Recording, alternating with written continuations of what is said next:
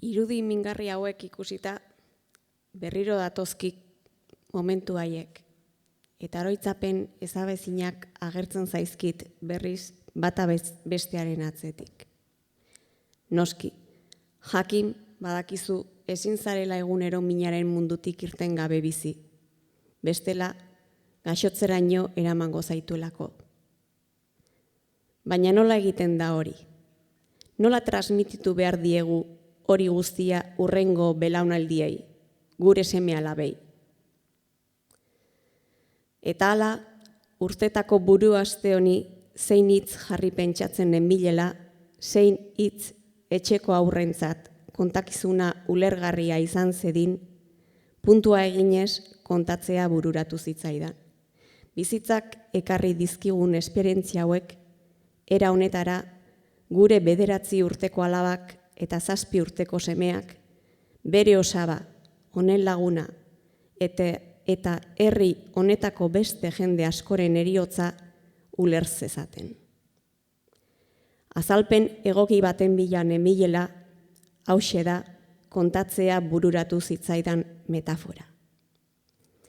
Ez dakit zuek gordeta izango duzuen maite izan zenuten pertsonaren objektu gutxunen bat. Nik bai. Nik Josiren artilezko jertxe bat daukat. Eta egun, noiz behinka jantzi egiten dut oraindik. Jertxe horrek balio sentimentala edukitzeaz gain, beste balio batzuk ere baditu niretzat. Niri gustatuko litzaidake pentsatzea puntu egitearen arteak eta bide batez, nik maitasunez gordeta dudan jertxe horrek nire anaiaren gandik umetatik ikasi nuen balore multzo bat biltzen duela.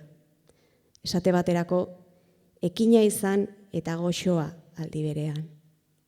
Sinesten dezun proiektuan lan egin, eta nola ez, inongo ordainik espero gabe maite dituzunak hotzetik babestu. Orain dela 30 urte, zuetako asko eta asko, elkartasun sare handi bat eraikitzen ari zineten bitartian, beraien bila bide bazterretara ateratzen, gure etxean zergatik ukatu. Arkaitzkanok bere eleberrian behin eta berriro aipatzen duen esaldia josten zuten minaren orratzek. Pentsatzen eta esaten ez diren gauzak. Bizitzan trauma emozional bat jasaten deuzunean, egia da batez ere hasieran ezin duzula horretaz hitz egin. Zenbat afari isilean, elkarrekin, saiatuz amari inongo arazorik ez ematen. Eta alzela, beti baikortasunezko keinuren bat adierazten. Naiz eta zure baitan okerrena pentsatu. Baina denborak aurrera egiten du eta ohartzen gara gauza honekin geratzea dela onena. Sortea izan dugu eta zalantzaren txalekoari mangak jarri ahal izan dizkiogu. Jertxe marradunen bat ere jantzi diogu maltzurkeriaren arduradunei. Naiz eta estatua saiatu den ingenieria juridikoa berria asmatuz, artilezko mataza hori desegiten. Hori izan da aukeratu duen bidea herri hau kontrolpean izateko. Gure bidean berriz, hainbeste jende haritik tiraka ikusteak animatu egiten zaitu eta lasaitu. Era horretan, zu ere saiatzen zara, zure barneko orapiloa askatzen. Zeugatik, baina batez ere, zeurekin bizi diren hoiengatik, guztiengatik. Hau guztia urtetako eta isilpeko lana da. Guztiz gainditzea inoiz lortzen ez duzuna. Puntuaren artean ere, lehenengo puntuak izaten dira beti zalantzazkoak. Beti dago dudaren bat, aukeratu dituzun orratzen lodiera den egokiena, artilaren kolorea, konposizioa, ehundura, norentzat egingo duzun prenda. Hasieran ez haude oso seguru zer aterako zaizun, baina badakizu zer nahi duzun, buruan daukazu. Eskertu nahi diozu maite duzun pertsona horri eskaini dizun adiskidetasuna. Artilaren beroarekin eskertu ere. Zer da Ruper Ordorikak aholkatzen digun hori baino? Zaindu maite duzun hori. Azken finean, nik nire anaiari behin eta berriro egiten ikusi niona.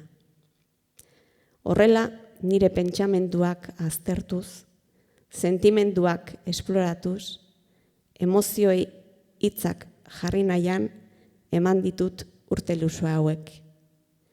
Baina honi buruz hitz egiteko ausardiarik bildu gabe. Beti abiapuntu berberera iristen nintzen. Zer egin behar dut eta nola egoera hau gainditu ahal izateko? Horrela ekin nion egun batez artilezko produkzio frenetikoari. Sarritan jarraitzea ez da erresa izaten.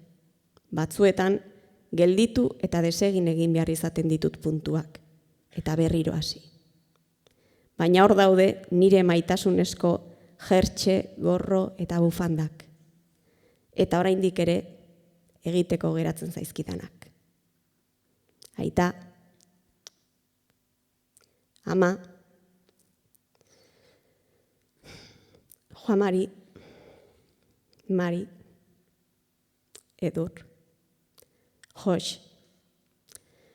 Orain gehiago hitz egiten dugu. Hainbeste urtean, gordean izan ditugun malkoak azalera badatuzkigu ere ez da ezer gertatzen. Tarteka ondo dago negar egitea. Badakizue asko maite zaituzte dela. Oraindik ere, zuek gabe puntadak airian emango nituzke.